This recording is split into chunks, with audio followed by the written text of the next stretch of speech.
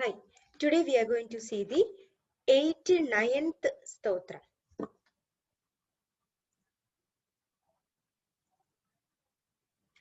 Sahasra-archih, sapta-jihvah, sapta-edhaah, saptavaahanah, A-moortiranagho-achintyo, Bhaya-krit, Bhayanaashanah.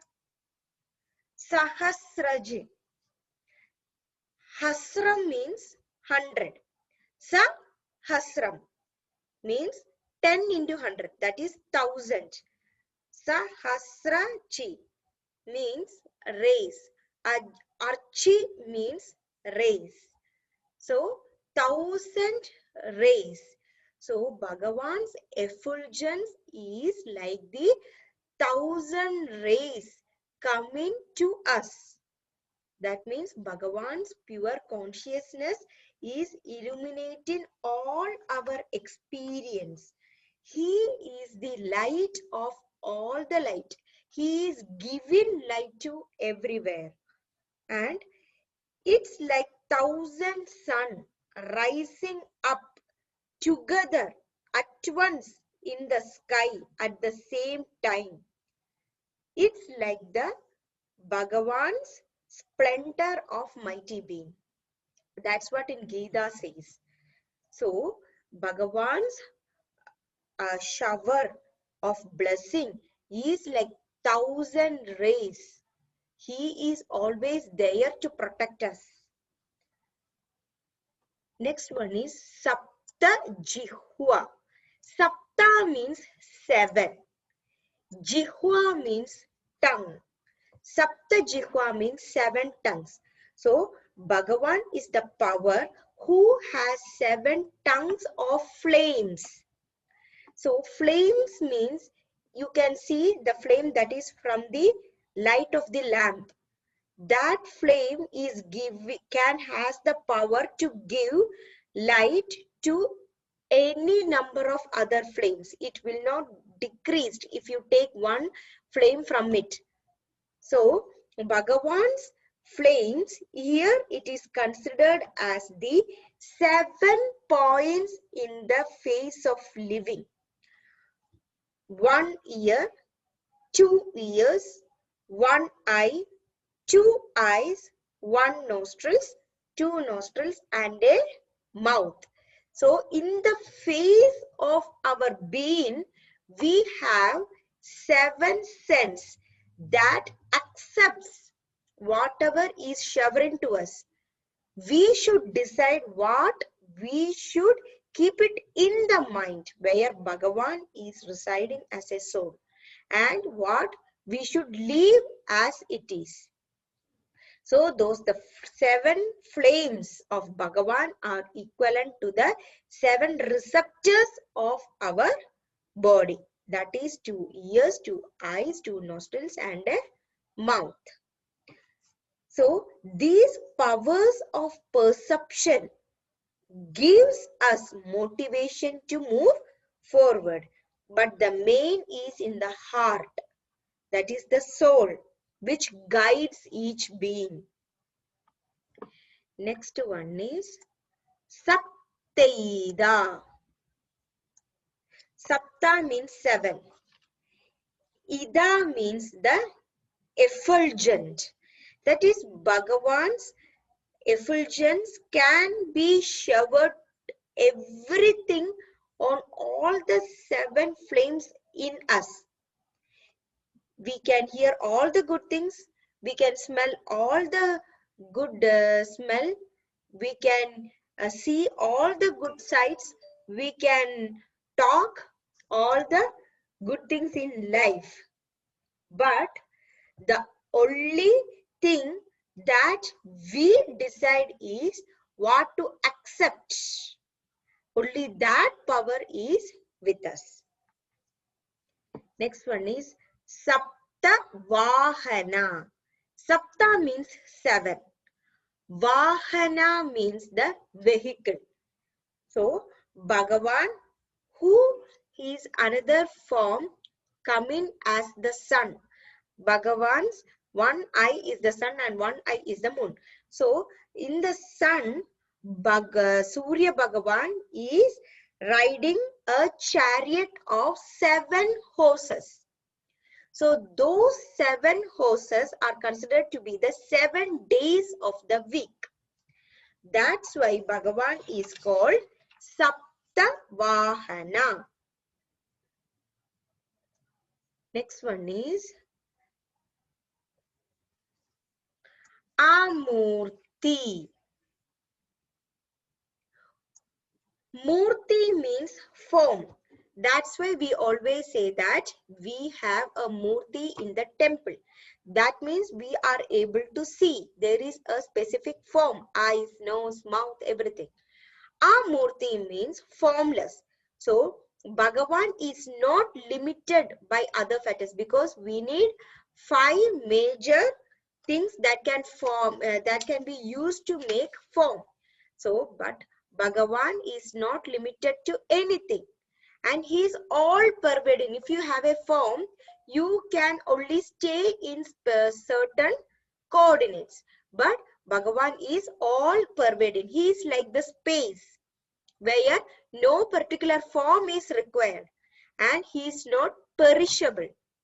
If you have a form, it can perish.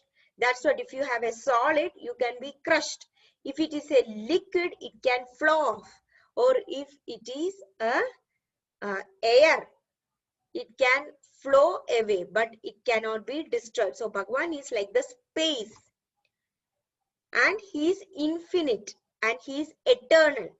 That's why Bhagavan is called A-moortih. Bhagavan is not any specific form. We have specific form so that at least we have something to devote ourselves. We have a specific form of Bhagavan, like the face, like the eyes, so that when you have something that you can imagine, you can focus on it. We always need something to focus.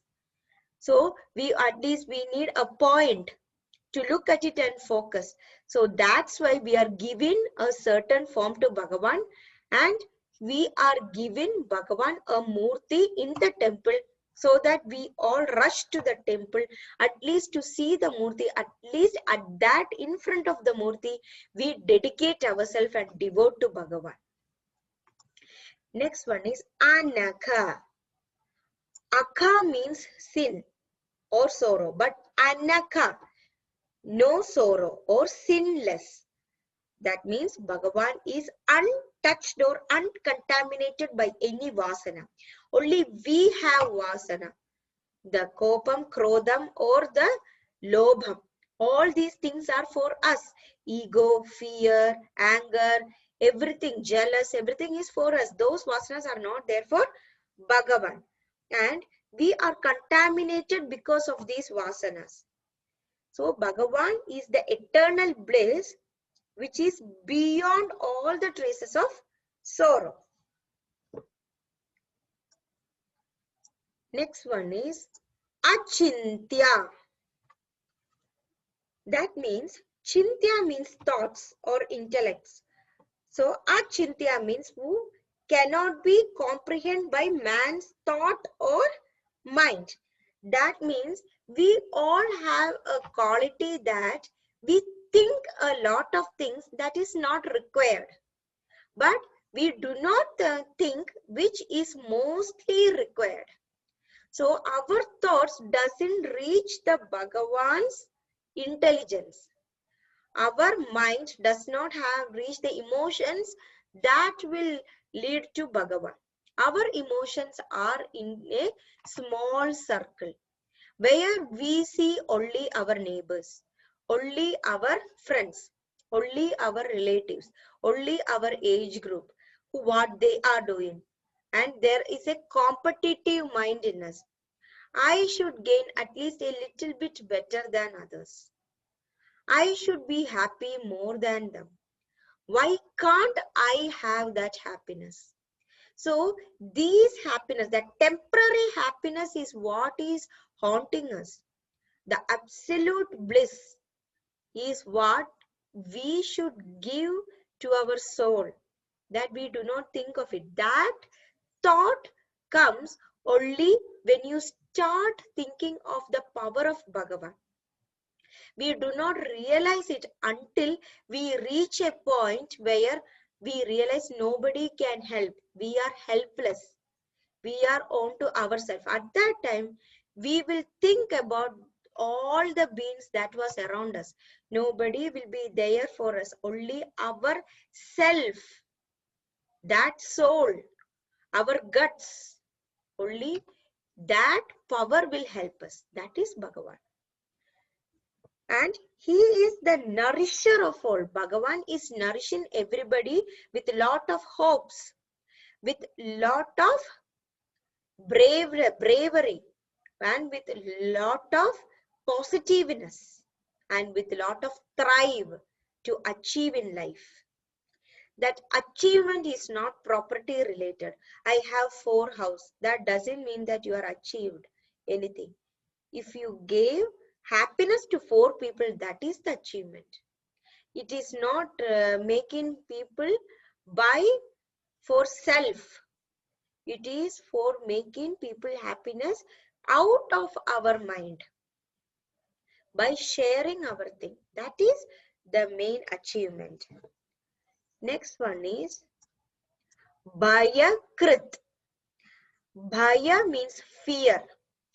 Krit means giving or doing something to give fear. That is, Bhagavan is a terror to evil-minded people. They all get scared of Bhagavan. Why? Because they are following the path of adharma. We know that when we do a small mistake, one day or other, it will come out. The truth cannot be hidden. Anyway, it will come out. Then it is not necessary for doing it for a small period of happiness. So, even if nobody is watching us, Bhagavan is watching us. There is Chitraguptan over there who is noting what all good things we are doing. According to us, we will get next Janma or Moksha. So, Bhagavan will make the other people who is following the adharma and make them fear of life and get back to the path of dharma. That's why he is giving fear to those people. That's why he is called Bhaya-krit. Next one is Bhaya-naasana. Bhaya means fear. Naasana means destroyer. So Bhagavan is the destroyer of all the fear. We have fear when we do not know the information of anything. So when we get a sudden call from someone we love, we get scared when it got cut. We do not talk nicely, but we got a sudden urgent call and they say it is something important. We are not able to hear what it is. We get scared. We keep on calling back them to know what is the real thing that is making them sad. We are uneasy. We are on the tension stage until we hear what really the matter is. That is Bhayam, because we do not get the information. But the Bhayam will be destroyed when we get the information from them. They say that my hand got hurt. The kids, when they say my hand got hurt, we get so scared. But when we see the hand and it got healed, our Bhayam will be destroyed, because we got the information that it is not a bigger thing to fear. In the same way, when we know the reality of Bhagavan, we will not have any fear in life, because we will know that there is one supreme power who is guiding us. We are not here to do anything. We are just here to do the role that Bhagavan is given. So that knowledge of the Bhagavan will take away the state of fear. Then we will become fearless. So whatever sad thing happens, whatever difficult situation comes, we can say that it is not because of us. It is already written. So we will not get too much fear into it. So we had seen the names Sahasra-archih, Sapta-jihvah,